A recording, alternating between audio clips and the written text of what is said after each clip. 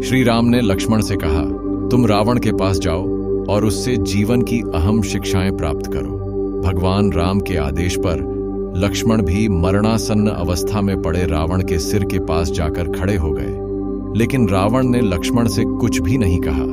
लक्ष्मण राम के पास आकर बोले, प्रभु, मैं बहुत देर तक रावण के पास खड़ा रहा, लेकिन उसने कुछ भी नहीं कहा।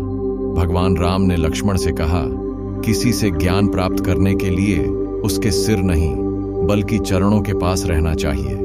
तब लक्ष्मण रावण के चरणों के पास जाकर बैठ हो गए। इसके बाद रावण ने लक्ष्मण को अंतिम समय में जीवन से जुड़े गूढ़ उपदेश दिए। रावण द्वारा बताई इन बातों का महत्व आज भी है और हर किसी को इसे जरूर जानना चाहिए।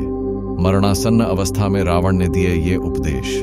रावण लक्ष्मण से कहते हैं कि किसी शुभ या अच्छे काम को करने में कभी भी देर नहीं करनी चाहिए, लेकिन बुरे या अशुभ काम के प्रति जितना हो सके मोहवश में करे या उसे टालने का प्रयास करे।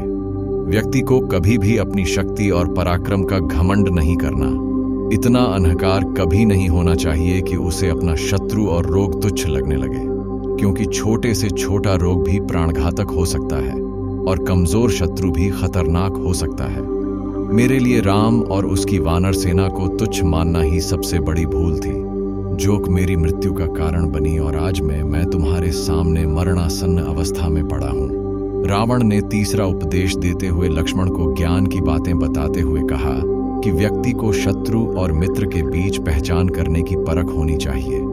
हमारी सबसे बड़ी भूल यह होती है कि हम अपने शत्रु को मित्र समझ लेते हैं, जो कि बाद में हमारे शत्रु साबित होते हैं।